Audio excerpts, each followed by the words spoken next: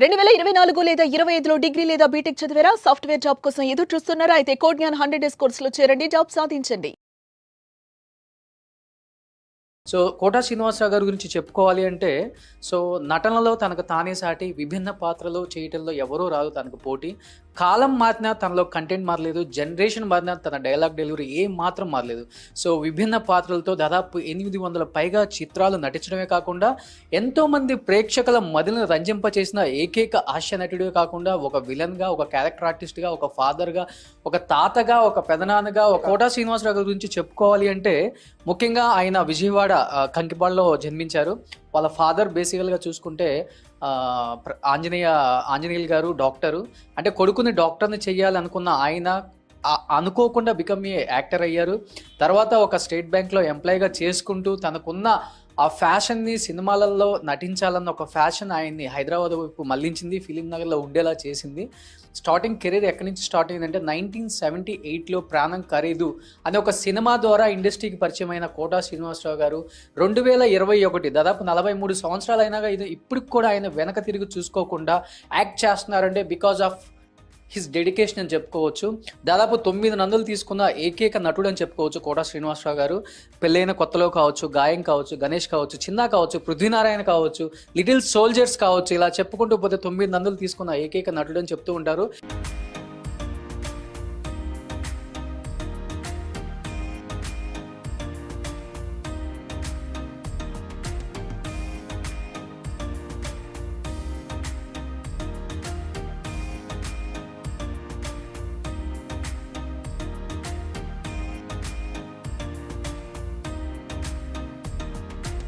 So Padmashri కూడా 'quota Srinivasarao' గారికి సాదా సీదాగా ఇవ్వలేదండి.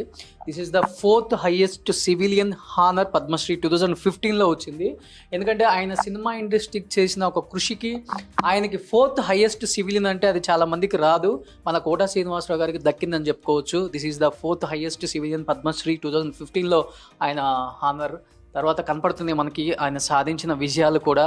సో ఎంతోమంది నటులు వస్తూ ఉంటారు, పోతూ ఉంటారు. అట్ ది సేమ్ టైం కొంతమంది నటులు మాత్రమే ఇండస్ట్రీలో నిలిచిపోతారని చెప్పడానికి ఇదొక్కటి నిదర్శనం సరిపోతుంది.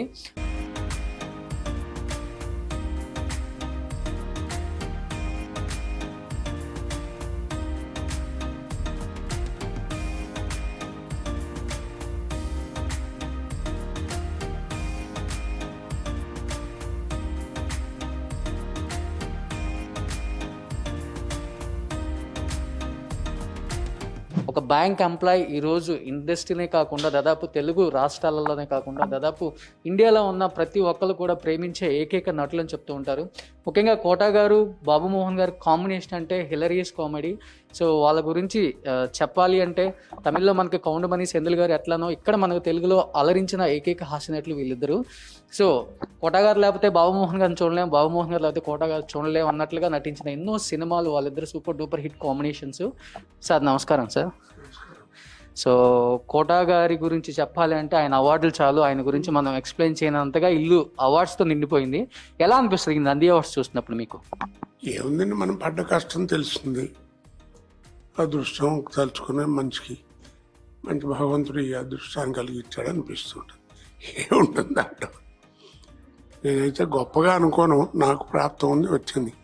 నాకంటే మహానటులు ఎంతమంది లేరు, వాళ్ళకి లేనిది ఏదో నాకు వచ్చింది కాబట్టి నాకు వచ్చింది, వాళ్ళకి రాందని తృప్తిపడాలి. కానీ కొంచెం నాకు వచ్చింది అనుకుంటే ఏముంది దానివల్ల.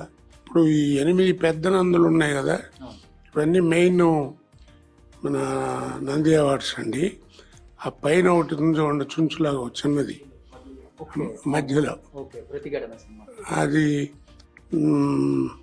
జూరీ అవార్డు ఏదో అంటారు కదా, అది మొట్టమొదట ఎన్టీ రామారావు గారు ఉన్నప్పుడు అట్లాంటివి ఇచ్చాడు. ఇంతంత నందులు కానీ చిన్న చిన్నవని ఇచ్చారు అప్పుడు, అది మొట్టమొదటిది. తర్వాత ఇవన్నీ 8 వచ్చిన తర్వాత ఏమిటో పర్టికులర్స్ కూడా నాకు కూడా జ్ఞాపకం లేదు ఏంటి అనేది. అవార్డ్స్ వచ్చినాయని అనుకోవటం కంటే కూడా మనకు తృప్తి ఉంటుంది కదండి.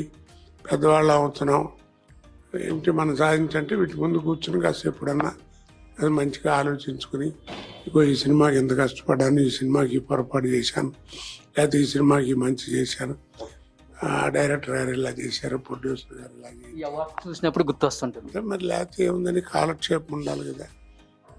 ఇవన్నీనేమో మా మనవాళ్ళండి. సూపర్. వాళ్ళు షటిల్ బ్యాడ్మింటన్ చాలా బాగా ఆడతారు. పెద్దవాడు రెండోవాడు ఇద్దరు బాగా ఆడతారు పిల్లలు. వాళ్ళు సంపాదించింది ఇవి ఈ స్టేట్ లెవెల్లో వాటిలో. తాతగారు ఇక్కడ సంపాదిస్తున్నారు, పిల్లలు ఇక్కడ సంపాదిస్తున్నారు. ఏదో ప్రాప్తం ఉండి దానికి మనం ఏమనుకోగలేము.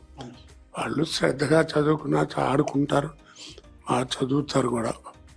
అంటే మన వాళ్ళని చెప్పడం కాదు కానీ ఇద్దరు బాగా మెరిట్ స్టూడెంట్స్, బాగా ఎంసెట్లు వాటిలో కూడా బాగా మంచి మార్కులు తెచ్చుకుంటారు.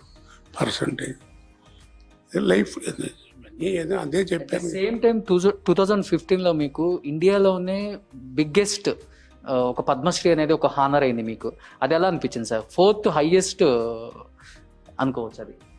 అంటే చెప్పాను కదండి, ప్రెసిడెంట్ గారి దగ్గర ఆయన చేతులతో నాకు ఇస్తూ ఆయన నా చేతుల్లో ఆ పద్మశ్రీ ఇది అవార్డు చేతిలో పెట్టినప్పుడు ఒక 2 నిమిషాలు నాకు ఆనందం చెప్పలేకపోయాను. మొట్టమొదట నేను తలుచుకుంది మా అమ్మగారిని, మా నాన్నగారిని. తర్వాత నాకు విద్య నేర్పిన గురువుల్ని. నాటకాలు అసలు ఫస్ట్ వాళ్ళు లేకపోతే ఏముందండి. సినిమా అనేది అంటారు, ఎంతోమంది మహానుభావులు, ఎంతోమంది గొప్ప గొప్ప డైరెక్టర్లు, ఎంతోమంది నిర్మాతలు, వాళ్ళందరూ కూడా మంచి మంచి వేషాలు ఇచ్చారు. ఇలాంటివి ఎన్నో జరిగినాయి, దాంట్లో ఉంది. సూపర్. అలా నడుచుకుంటూ వెళ్తే ఇంకా ఎన్నో మీ సాధించిన విజయాల గురించి చెప్పాలి అంటే మాకు మాటల్లో కూడా సరిపోదు. ఎందుకంటే అది కొంతమంది గురించి చెప్పలేవు మాటల్లో, ఎందుకంటే వాళ్ళు కలిసినప్పుడు ప్రత్యేకంగా ఇలా చేసినప్పుడు అసలు మాట్లాడలేము. సో కొడుకు గురించి ఒక్కసారి.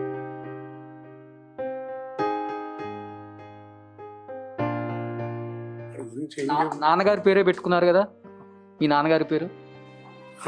కలిసి వచ్చేట్టుగా ఆంజనేయ ప్రసాద్ గారు. మా నాన్నగారి పేరు కోట సీతారామాంజనేయులు. మా అబ్బాయి వాడు పుట్టంగానే ఇట్లా అబ్బాయి పుట్టాడు అని చెప్తే అదే మా నాన్నగారి పేరే పెట్టాను వాడికి. వాడు మా మనవాడు పెద్దవాడు పుట్టినప్పుడు వాడు బెజవాడలో ఉన్నాడు. అబ్బాయి పుట్టాడు అంటే మీ పేరే పెట్టుకుంటా అన్నాడు. నా పెద్ద మనవాడికి నా పేరే పెట్టుకున్నాడు, కోట శ్రీనివాసరావు. వాడి గురించి ఏం చెప్పండి, ఏం చెప్పుకుంటే సుఖంగా ఉంది. ఇట్స్ ఎ గ్రేట్ లాస్ నాకు, నా కోడలికి, నా ఫ్యామిలీకి, అందరికీ. ముఖ్యంగా నాకు, నా కోడలకి తప్పదు కదా, పిల్లలు పాపం.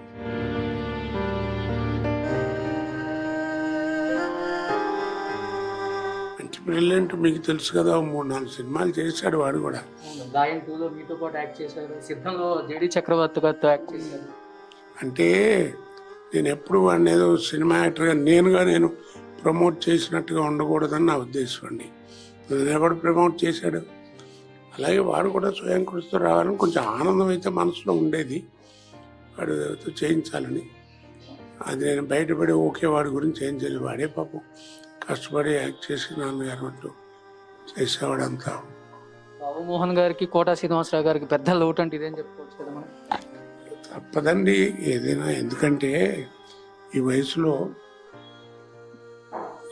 వాళ్ళకి అలాంటి కష్టం జరిగినప్పుడు కొంచెం ఇబ్బంది. పితృశోకం తట్టుకోవచ్చు, ఏమంటే మీ భావన నుండి పెద్దవారు పోయారు అనుకోవచ్చు. పుత్రశోకం తట్టుకోవడం చాలా కష్టం అండి. ఈ వయసులో కొడుకు లేకపోవడం, అందులో ఒక్కడే ఉంటారు నాకు, వాడు కాస్త పోవడం చాలా ఇబ్బంది అండి. అది వర్ణాతీత ఏం చెప్తాం, అలాంటి అభాగ్యులు ఎంతోమంది ఉంటారు.